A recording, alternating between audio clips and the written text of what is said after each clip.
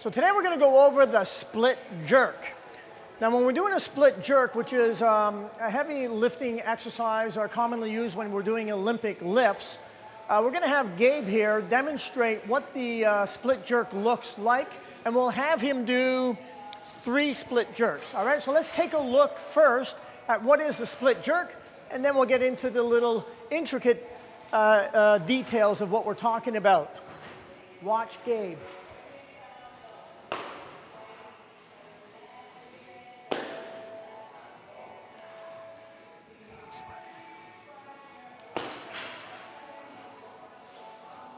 Get one more in there. Beautiful, let's put that down. Okay, awesome. Okay, very nice. All right, so there's your split jerk, okay? Now it's called a split because you'll notice that he had one foot traveling forward, one foot traveling back. Common mistake we see people do when it comes to the split. And here's what I want you to look at. Gabe, stand right here on that line. This is a good way to help practice doing the split. So Gabe's actually standing on this line right now, and he's going to go into a split squat, often referred to as looks like a lunge. So go ahead, just split into that. And what I'd like you to do is stand on a straight line and see that you are actually equally splitting, so that you can see how far the front foot traveled versus how far the rear foot traveled. So if you stand up, back on the line, and just drive one leg back only. So keep that foot always on, even though it looks like you're going to split. Go ahead. Yeah. So do that again. So do it in fast motion, but only one leg going back. Yeah. You got to watch for stuff like that, because that means you're actually shifting your body weight in one direction when you're trying to get the weight that you're lifting in another direction. So you really want to try to stay as balanced as you can beneath that bar, which is why we need as close as you can get to an equal split as imaginable. Again, so let me show an equal split. Yeah, good. The slamming of his foot forward, by the way, is no error. That's needed. As a matter of fact, typically what happens, and it will help your nervous system react quicker, the harder you look to slam your foot forward, the more explosive the speed of the movement will be. All right, so let's come back together. Okay, so to demonstrate what's really going on, we're taking a very light bar on purpose. So Gabe, once he has the bar racked in a front squat position, so what he's done here is he's actually created a shelf, okay? And right now the weight is predominantly sitting on his skeletal frame. He's not actually holding the bar. If he were holding just the bar, we would see his elbows much lower, and he would be actually holding the bar. And that's just constant stress, and we're talking, when you're doing a split jerk, we're talking using a fair bit of weight. So we need to use the skeletal frame to help whenever possible. So we go into a front squat position. You notice his hands are relaxed.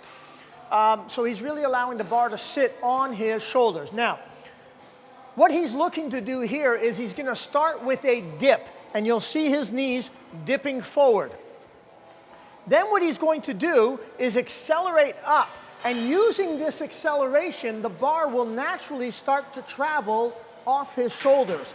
But it's not going to go far. Let's just say it goes about here. He's already going to start forming a fist.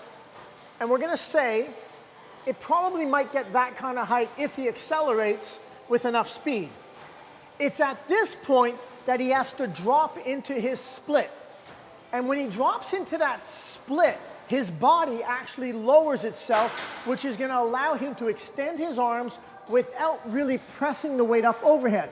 So it's at this point I want you to imagine that the bar is so heavy that instead of pressing up, you're going to press your body weight down. Go ahead again. Yeah. So try not to move the bar anymore. Think about pressing all of you down, which will allow you to come to that full extension, and then stand up, which will allow you to come to that full extension. All right, so let's bring that down again. So again, he's going to go into a dip. He's looking to jump the weight off his body and then push his body down. The remainder of the repetition. Very good. One more time. Slight dip. Yeah, good. So at the top of the movement, what he's looking to do then is still drive his head through the range of motion. One last time at this light weight. Yeah. And then bring it down. Good. And so the last thing I'm looking to see him also do is, in using his skeletal frame at the top, is try not to have too much of a bend in that wrist, but you're going more for a punch into the ceiling. So let's take the bar, if you don't mind. All right, so let's take a look at it now with some serious weight here. This is massive amounts of weight. All right, good. And press down, good. Driving his head forward, nice punch into the ceiling. Stand up with it. Bring it back down. Let's do 3 again. So that was 1 of 3. Good. Heavy drive forward. Really accelerate with that foot into that split and punch into the ceiling. Beautiful. Put that down. Everything about the split jerk is speed oriented. That's what's going to allow you to push the desired weight that you're looking to push. So if the split jerk is not part of your repertoire, trust me, use it. You're going to see some fantastic gains in both power and speed occur for sure. Thank you, sir.